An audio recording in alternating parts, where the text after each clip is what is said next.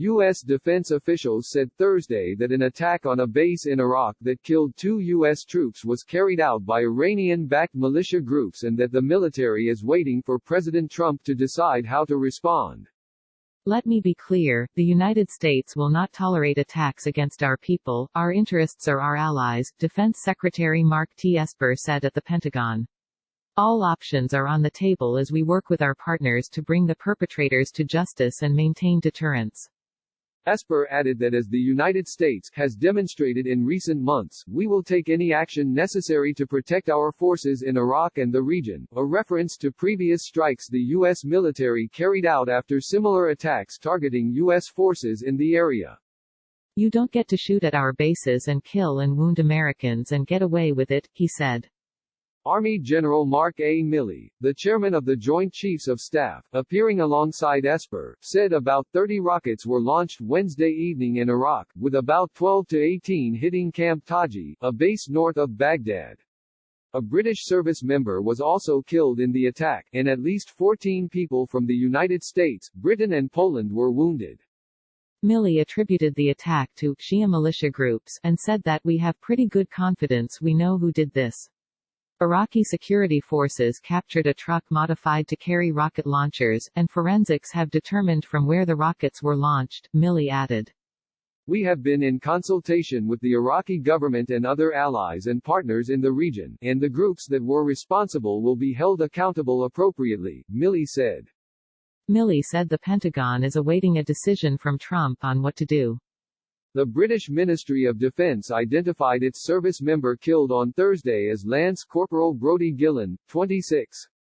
She was a reservist and combat medical technician with the Scottish and North Irish Yeomanry and deployed with the Irish Guards Battle Group, the ministry said. The Pentagon was withholding the names of the Americans killed until families were notified. Defense officials have said repeatedly that the killing of an American in Iraq crosses a red line for them and would likely be met with military action. Marine General Kenneth Frank McKenzie, the chief of U.S. Central Command, reiterated that point Thursday morning before the Senate Armed Services Committee. A similar attack on a base near the city of Kirkuk in December killed a U.S. interpreter, prompting the United States to launch airstrikes in Iraq and Syria 2 days later.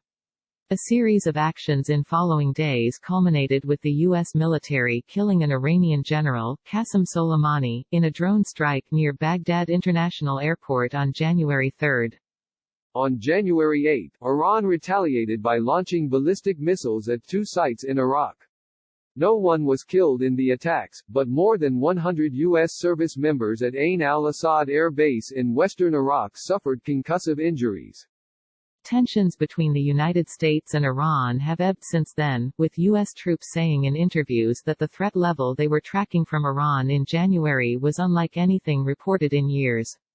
U.S. and European officials say that Iran-backed militias have continued to launch rocket attacks on Iraqi military bases hosting coalition troops or at the U.S. Embassy in Baghdad. At least 3 have hit buildings where staff eat or sleep, according to people in the embassy. One U.S. official, speaking on the condition of anonymity because of the sensitivity of the issue, attributed the increased precision to the fact that recent rocket attacks have emanated from a district directly west of the sprawling diplomatic facility. Kataib Hezbollah, the militia blamed for the killing in December and subsequently targeted in airstrikes, has also continued to issue public threats. Most recently, the group indicated that it might begin to attack forces linked to the coalition if they had not withdrawn by March 15. In a statement Thursday, the Iran-backed militia group asked God to bless the attack in Taji. Their timing was perfect. Now, we believe, is the time to resume operations to expel the evil aggressors, the militia said. Iran backs a handful of powerful militias in Iraq, including Kataib Hezbollah.